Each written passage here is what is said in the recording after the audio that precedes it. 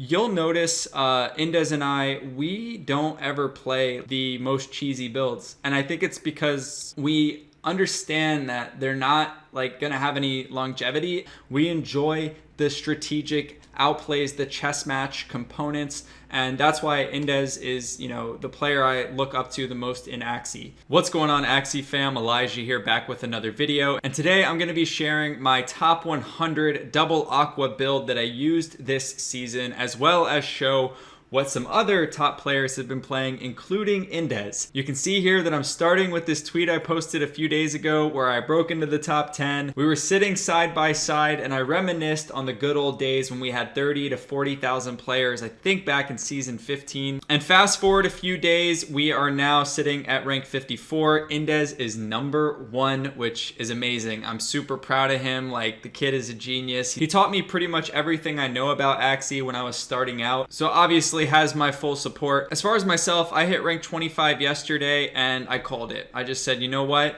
This season has been insane, the longest one. We've had to deal with so many ups and downs. I mean, there was cheaters for the first time in Axie, which was crazy. There's a broken mech mechanic where the skill bonus is insane and backdoor mechs can kill anything. It's just been a wild ride, and like, I took no days off in 2021. So I decided that I'm calling it. I'll land where I will land. Definitely rooting for Indes to win this whole thing. I think that would be amazing. So what I'm gonna do now in this video is share a couple of the builds that are common out there for you to consider in your final push. Like, maybe this video helps you make 1 or 2 adjustments on an Axie and, you know, boosts your ability to climb in these final hours that are left. That's kind of my intention. And we can see here that my most recent opponents, we're gonna see a wide array of builds. Now, this one here with the backdoor mech midline winghorn dusk is super popular. Probably the most popular build in the top 100. This one's a slight variation. Usually it's a discard plant up front. But that build is going to cost you quite a lot of money right now, and also I think be extremely short-lived in longevity. I don't expect mechs to stay the way that they are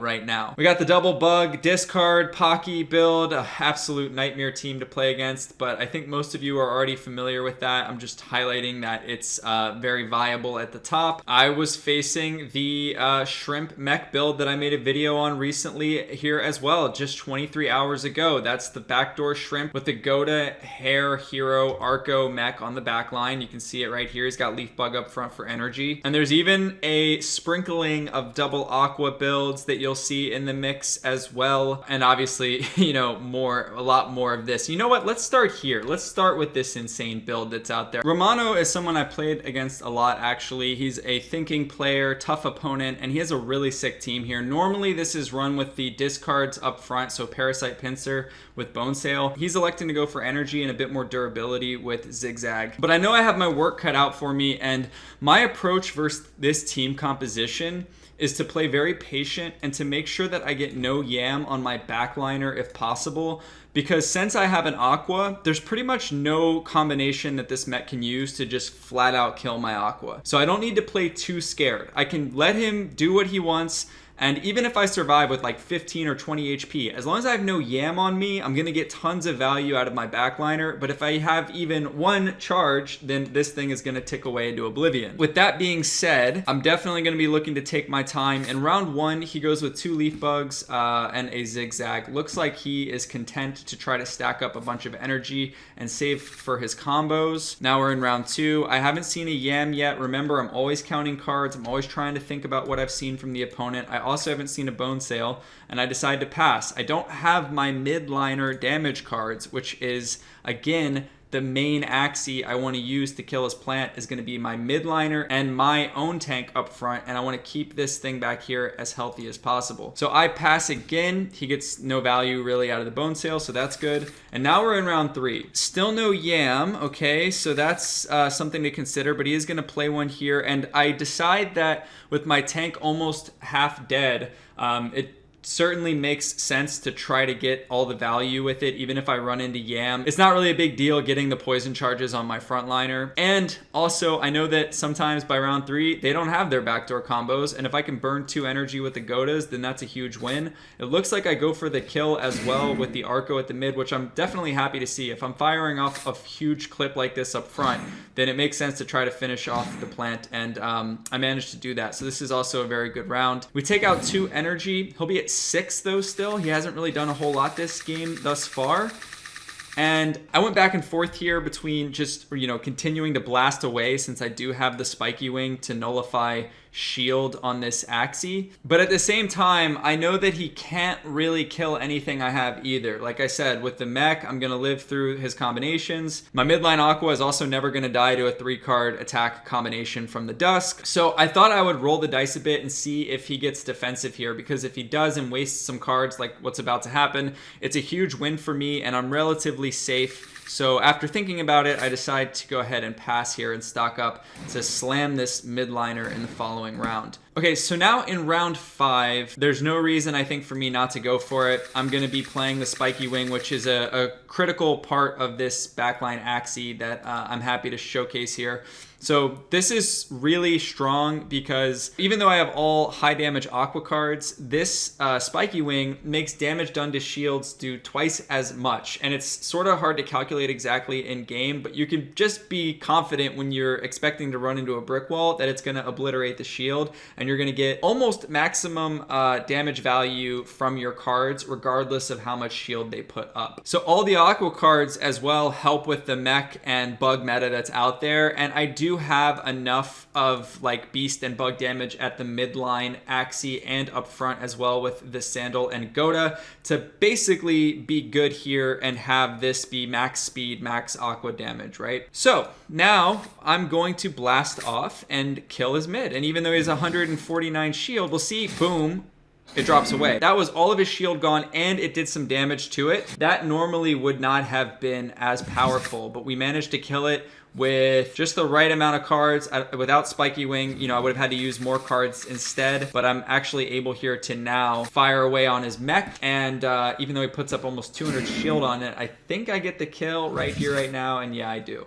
So basically, we can see here, playing really patient is going to pay off when you have like a beefy team against the God Mech SpamandRice Build, I think is what we're calling it, because he was the first one to originate it. And if you have a more vulnerable backliner like a mech or a bird yourself, then yeah, you have to play a little bit faster. But also, I still think people rush with those Axies, and you can often wait until round 3 to really just blast off and let them waste some cards up front. Okay, now I'm going to share with you my favorite game from season 19. This match happened right before I tweeted about making it into the top 10. I had to go through Indes and Polaco and 1437 and a bunch of really tough opponents to actually touch top 10 this season. So it was a great night for me, and this game here felt like a battle against, my teacher, right? Indes has taught me so much. I actually don't match with him all that much in arena, so when I do, it's like an exciting feeling for me. It's a bit different than anyone else I match because we've been here at the highest level for so long that he's my favorite person to play against for sure. All that being said, let's now quickly break down the team compositions, and I'll share with you, his top 1 build this season and give my reasoning for why I think it's so effective, and then I'll also break down my team a little bit more in depth. So first of all, we pretty much have the same plant. I have Goda instead of Sirius, which is going to be a little bit harder to find on the marketplace, but I like it because it's guaranteed value, it's higher damage and more shield than Sirius, and sometimes you don't actually pull off the steal with this card, but both are totally fine, and I would even go as far as to say, like, just pick this one up if you're looking for a really great frontline Axie. You cannot go wrong, and they're relatively affordable right now, all things considered, 0.087. Now our midline Axies are also very similar. We can see here that Indes has put this thing, shot it to the moon in terms of the price on the marketplace. A lot of people have seen that he's run this. Many of you probably Haven't seen what he's running, but essentially the only difference is he has Piranha and I have Risky Fish. The Piranha is just better these days because the value in Risky Fish has gone down, but it's like a pretty marginal difference if I was to say so. Both of these are going to be super strong, and we can just take a look at the pricing. The Piranha is 0.24. I mean, that's just ridiculous. Like, you don't need to go spend $1,000 on this Axie when you can get something that is going to serve you really, really well for 0.07. And so that leaves us with our backliners, and he has the classic Indes hair bird, right? Sometimes it gets called the Elijah bird. I'm here to set the record straight. Indes started this build. It's a 581,000 ID. I think mine is one of the fastest ones out there, and it's like 4 million IDs. So it shows you how rare this build was for a long time. There was only 15 of these probably 4 or 5 months ago in the entire game. Now they've been bred out, and I've been saying it all season long. I've made like 3 or 4 videos on the insanity of this build and the current value that is out there. It's being slept on completely, or I mean, maybe it's overbred, I'm not sure, but it's 0.06 for the top 1 bird in the entire game, okay? Now, that being said, I will say a lot of players are not going to be able to play this bird or this build anywhere close to as good as Indes. You know, this guy thinks on a different level, and he has since I've been playing Axie. There's a reason that he's won 2 seasons up into this point, I believe, if I'm not mistaken. He's always in the top 10, and he wins so many tournaments as well. His prize money earnings, I wish I knew what the figure was, but it's like tens and tens of thousands higher than like anybody else, okay? Don't think that you can just go out and buy this team and you know, be at the top immediately. Axie takes a lot of skill and practice and review, okay? And with this bird, the egg outplay is one of the most critical parts of it. You know, when are you timing this to try to pull your opponent away? Oftentimes, it'll have to be in the late game so that you have your Aqua finish out the match. You know, certain matchups, it's gonna be important for you to use the beef and the speed up ability and all of the features of this Aqua that the bird doesn't have. And there's also a tactic you can use, which we'll see in this game, of pulling your opponent away in the early rounds. So let's say I fire off 3 energy in round 1 and Indes knows that I have 2 in the next round. He can afford to play an egg and draw my attack into his bird, knowing that with 2 energy, I cannot kill his bird. And I think a lot of people who use egg, they don't think about doing this nearly as much as they should, if they're thinking about it at all. And again, for my Aqua, the spiky wing is just such a slept on card. It's so powerful in removing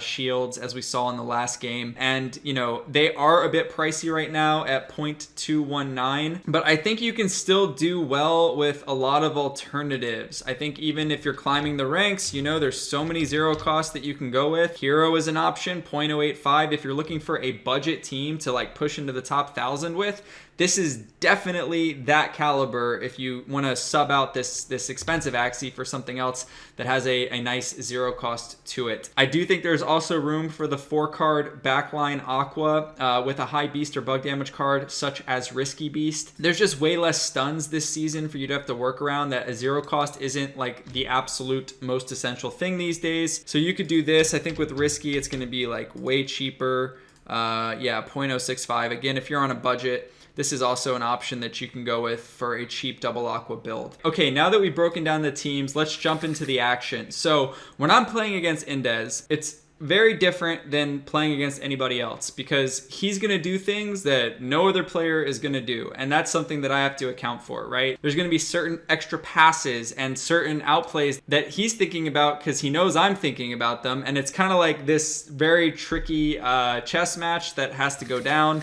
So in round 1, I go with the single cattail. I know Indes likes to play aggressive in round 1 when he gets good draws. He doesn't really care about giving me 1 card on cattail with hair. He's not gonna like wait for me to play a cattail in this situation, especially because he knows I have a threat of stealing energy, and in a game of inches, him losing an energy here would be pretty bad for him. On the flip side, even though he has Sirius, I don't really want to rush my attacks here, because if I use all 3 energy, like I said before, then he has the ability to already start to like manipulate me and make life very difficult in round 2 by playing the egg, which won't allow me to follow through and kill his plant if that's like a thing I wanted to do. And it just gets messy, right? If I start getting my damage split off into his bird, it's just not a good situation. So I generally, versus egg, like to save up for 5 energy, ideally, and make sure that I have a killing blow on his plant. All right, so he's doing big damage here. not the end of the world. We do draw a card, and he's going to get his beach off here as well. Not with the damage bonus, which is nice. It's only going to do 115 with no combo. Okay, so now I have my 5 energy, right? And I do want to, looks like I want to go ahead and try and get the go to value and put up 80 shield on my plant. This is a little bit risky, but I did just see 3 bird cards. So that generally means it's unlikely for him to, you know, have the other balloon to finish me off if I go into last stand. I saw one round prior, and I'm kind of hoping that exactly this happens. He plays 1 card on the bird and then maybe 1 on the aqua, in which case I can go into last stand and get some value out of my plant. You'll notice that with the ordering on my aqua, I play all 3 high damage cards because what I'm trying to do here is if for some reason he decides to egg me this round, then I want to make sure that these 3 cards are going to kill the bird. So if he plays egg and has no shield, then this Nemo will knock that bird out of last stand, and my plant will you know, put the damage on his frontliner as well instead of attacking into his bird. So I'm accounting for that. I don't think it's that likely he eggs here, but just in case he does, I want to make sure I'm, you know, covering. Oh god, he crits my plant. That hurt. So I'll get no go to value, which is slightly unfortunate here. But at the same time, I do have a lot of shield up on my aqua, so his follow-through attack isn't actually going to do anything here. The real problem is he has a tank that has 84 HP, and I'm in a bit of a halfway situation here with 3 energy trying to figure out what to do. And this round here was the most important round in the match and probably my favorite play of the entire season. So I know Indes, right? And I know the dynamic of this position that we're in, and I feel like almost 100% he's gonna play an egg here to slow things down and pull me away. So honestly, I heavily considered playing 3 cards on my backline aqua, which would have been like a stone read on the situation, and you know, a high risk play in the event that if it doesn't happen, then I'd lose because I spent 3 energy to kill this 84 HP plant. But then I decided that I can hedge the bet a little better by simply passing. I know he only has 2 energy, he can't kill my midliner, and if this happens here and I also leave his plant alive for him to draw extra cards on it, then I think that that's like the absolute best case scenario for me. So I decide to make what looks a bit like an unorthodox play and pass here, even though I know, you know, I'm going to be under fire on my midline next round. It's going to be close, but I'm hoping that I can shield up enough next round and get some extra value out of it. But yeah, we'll see how it goes. He gets his hair value. I keep his plant alive. He actually draws nothing on it, so that part of it didn't go in my favor, but I think the point remains. And now I know he only has 2 energy. Again, I've seen a ton of bird cards, and because my aqua is now weaker than his midline aqua and we're the same speed, the weaker Axie always goes first. So as long as I can live through whatever bird cards he has, I'm going to get value out of the mid, which I knew would be really important in this game. Now, again, I make kind of, I think, an interesting play here with the spiky wing. I end with it. I'm proud of myself for this move too. I want to make sure he doesn't end up in last stand. And, you know, it's a very close match at this point, so I need to get max value from everything. So I lead with the high damage. I play the spiky wing afterwards. Down goes the plant, and I follow through on his midliner. He actually elects not to do anything with his bird, and he comes swinging with his aqua, and I think that is going to finish off my midline as well. And now we're in round 5. We both have 4 energy. And what happens? Okay, so he goes for the single balloon here with his bird to make my aqua miss. He is sped up so that he gets the balloon value this round. He fires off a huge clip with his aqua as well. He holds the egg for potential next round outplay, but I'm now below half health, and this was very disappointing that his aqua went into last stand, because obviously if it doesn't, I have the energy to kill his bird this round, and I was really scared here that, you know, he would have had maybe the bird cards to kill me. But luckily, the draw does not give him, you know, the 2 extra cards that he needed. You can see, though, that what I'm doing with the 137 shield here is just making sure I survive to 2 bird cards, because, you know, if I can live through this, then I win. So I play Koi, Lamb, and both spiky wings because they each give 30 shield. I'm leading with Koi, so I'll smack this aqua and speed up. I think the one thing maybe I didn't consider at the time was getting left feared by his balloon, which just means like I need to redraw another spiky wing to win. So I'm not sure if it would have been better to just play 1 and hold on to it, but I think survival was like the most important thing here. Hard to say. At the end of the day, this is what I end up doing, and we get lucky to redraw the spiky wing in the following round, so he'll leave me feared. There's the spiky wing, and now we get rid of the fear, play a lamb and 2 Orandas. And I mean, look, it could not have been any closer. I think I barely even kill him here. Yeah, just enough to put him into last stand and survive the first 2 cards that he plays. Whew. That and a few other games allowed me to touch the top 10. I had some bouncing around the next day or two. I settled at rank 25 and personally felt like that arena is absolutely insane these days. It's super competitive. And, you know, I've been traveling around. I don't even have like my desk set up or anything. I'm playing on my laptop. So hopefully when I get a little more settled, maybe I'll go for it harder next season. But there's 3 million players. So, you know, you have to adjust your goals accordingly. And I'm very proud to be in the top 100 this season. And also to see a lot of Meditate players in the top 100 as well. I think there's probably like 6 or 7 of us in there at the moment. And, you know, we're working really hard. We train a lot. We have fun, but we're always trying to improve.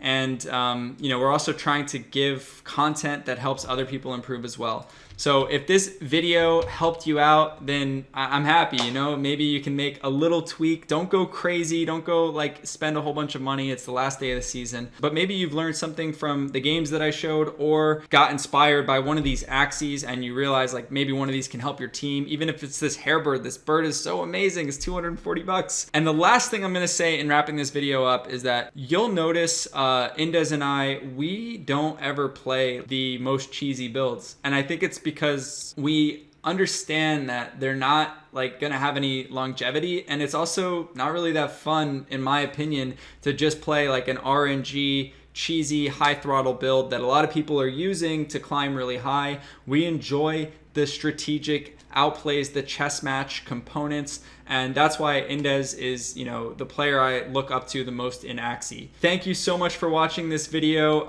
It's been an insane season. So much has happened. It's the longest season ever, and we'll all get to rest in a day from now. So good luck climbing on your final push. Follow me on Twitter. It's at Elijah_MT8. Follow Indes on Twitter and go check out his YouTube channel. I'll leave links for those in the description as well. And I'll see you in the next video. Peace.